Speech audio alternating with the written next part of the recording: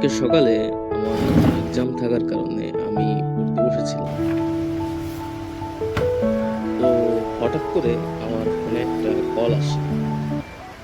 তখন আমি call receive করে কথা বলতে থাকি। ফোনের ওপার থেকে যেসব কথা আমাকে বলা হচ্ছিল তাতে আমি অনেকটা ঘাবড়ে যাই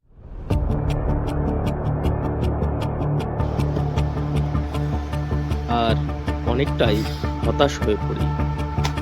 আমি আমার চ্যানেলে যেরকম ভিডিও আপলোড করি, আজকের ভিডিওটা সেরকম না। এটা একটু ভিন্ন রকমের ভিডিও হতে চলেছে, কারণ আজকে আমি তোমাদের বলতে চলেছি বাংলাদেশে চালু হওয়া এক নতুন ধরনের স্ক্যাম ব্যাপার। দুর্ভাগ্যবশত আমিও এই স্ক্যামটার শিকার হয়েছি। গত কয়েকদিন আগে আমার কিছু টাকার প্রয়োজন, আর টাকার অ্যামাউন্ট অত বেশি না বলে আমি কারো কাছ থেকে ধার করতে চাইনি। হঠাৎ করে আমি অনলাইনে একটা সাইটে পড়তে পারি যে অনলাইনে নাকি ইনস্ট্যান্ট লোন পাওয়া যায়। তো আমি চিন্তা করলাম এটা তো ভালো, আমার যেহেতু বেশি টাকা দরকার না, যদি 1,000 টাকার মতো ইনস্ট্যান্ট লোন পাওয়া যায় তাহলে এটা তো অনেক ভালো হবে আমার। তো আমি বিষয়টা নিয়ে বেশ কিউরিয়াস হলাম, আর তখনই আমি প্লে স্টোরে গিয়ে অনলাইন লোন দিয়ে সার্চ করি, আর সেখানে অনলাইন লোনের অ্যাপের গোডাউন ভরে চলে আসে। তো আমি তাদের মধ্যে ফিনক্যাশ ইনস্টল করি। তখন আমি অ্যাপটা ওপেন করি, আর অ্যাপ ওপেন করলে ওরা আমাকে এনআইডি কার্ড দিয়ে অ্যাপটাকে রেজিস্ট্রেশন করতে বলে। যেহেতু ওরা আমাকে এনআইডি কার্ড দিয়ে আমার রেজিস্ট্রেশন করতে বলছে, তো আমি একটার উপর একটা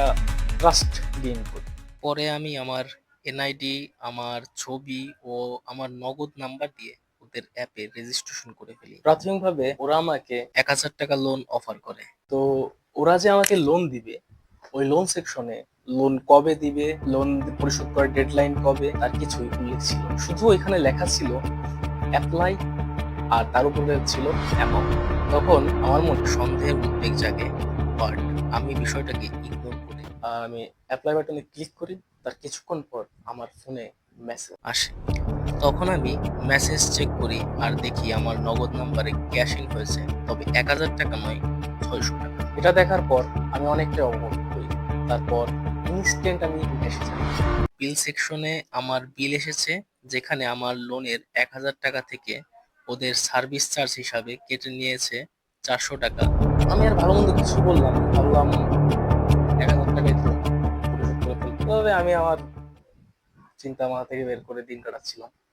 হঠাৎ করে গত 4 তারিখে একটা ছেলে আমাকে কল দেয়, বলে যে আমি ফিনক্যাশ অ্যাপ থেকে বলছি। আপনি আমাদের এখান থেকে লোন নিয়েছেন না? আপনি আজকে কি সেটা পরিশোধ করবেন?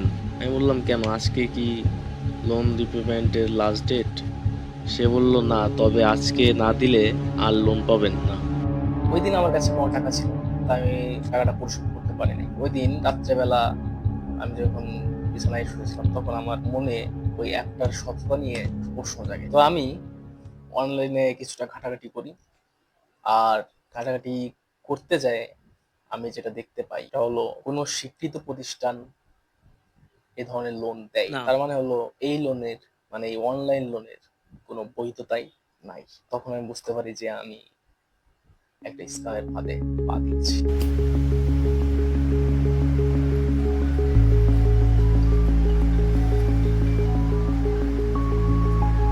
হ্যালো, কে বলছেন? ঠিক আছে, তাহলে তো বলছি।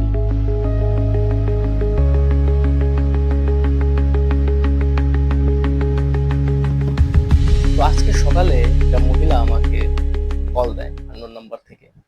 তো সে বলে যে আমি ফিনক্যাশ অ্যাপ থেকে বলছি, আমার নাকি আজকে লোন পরিশোধের লাস্ট ডেট। আমি যদি এই পরিশোধের টাকাটা দুপুর 12টার মধ্যে পে না করি, তাহলে আমার যে আগের 1,000 টাকা ডিউ ছিল, সেই 1,000 টাকার সাথে আরো নতুন করে 500 টাকা যোগ করে দেবে। তার মানে হলো আমার টোটাল 1,500 টাকা দিতে হবে। আমি অনেকটা ঘাবড়ে যাই আর অনেক হতাশ হয়ে পড়ি, কারণ ওদের কাছে আমার এনআইডি, আমার ছবি, আমার নাম্বার থাকার কারণে আমি ওদের বিরুদ্ধে কোনো স্টেপ নিতে পারবো না। পরবর্তীতে ওদের অ্যাপে ঢুকে আমি দেখি যে ওরা আমাকে রিপেমেন্টের রিসিপ্ট দিয়েছে। বাট একটা কথা আছে। আমি যেদিন লোন নেই, সেদিন যে লোনের সেকশন থাকে অ্যাপের ভিতরে, ওই লোনের সেকশনে ওইখানে কোনো ধরনের রিসিপ্ট দেওয়া ছিল না। লোনটা কবে পেমেন্টটা করতে হবে, সেটার যে ডেডলাইন, এরকম কিছু দেওয়া ছিল না। আমি যে ওদের কাছ থেকে যে টাকাটা পাইছি, ওইখানে যে ট্রানজ্যাকশনের টাকা থাকে, সেই টাকাটা ওরা ডিলিট করে দিয়েছে। এ ধরনের কাজ এটাই প্রমাণ করেছে ওরা স্ক্যামার আর আমি স্ক্যাম হয়ে গেছি। আমি দুপুর 12টার আগেই ওদের টাকাটা রিপেমেন্ট করে দিয়েছি। আমি আমার নগদ থেকে এখন ওদেরকে টাকাটা পেমেন্ট করে দিব। এই যে পেমেন্টটা সম্পূর্ণ হয়ে গেছে। আসলে আমি কোনো ঝামেলা চাই নাই, তাই ওদেরকে আমি রিকমেন্ড করে দিয়েছি। কিন্তু আমার মনে একটা প্রশ্ন, প্লে স্টোরের মতো এরকম একটা ওপেন প্ল্যাটফর্মে এরকম স্ক্যামার অ্যাপ কিভাবে রয়েছে যাদের অথেন্টিকতা পর্যন্ত। আর আমি যখন ওদের অ্যাপ নিয়ে ঘাটাঘাটি করছিলাম অনলাইনে, তখন আমি দেখতে পাই যে আমাদের দেশের একটা মিডিয়া চ্যানেল, আমি নাম প্রকাশ করব না, তারা একটা নিউজ প্রকাশ করেছে এই ধরনের অনলাইন লোন টাইপের স্ক্যাম। কথা হলো, আমাদের দেশে মিডিয়া পর্যন্ত আজ থেকে প্রায় 3 বছর আগে এরকম নিউজ করেছে, অথচ আমাদের দেশের আইন শৃঙ্খলা বাহিনী বা প্রশাসন এখনো পর্যন্ত এদের বিরুদ্ধে কোনো অ্যাকশন নেয় নাই কেন, আমি এটা জানি না। তো আজকের ভিডিও এই পর্যন্ত। সবাই সতর্ক থাকবেন, সুস্থ থাকবেন। দেখা হবে নতুন কোনো ভিডিওতে। Please subscribe.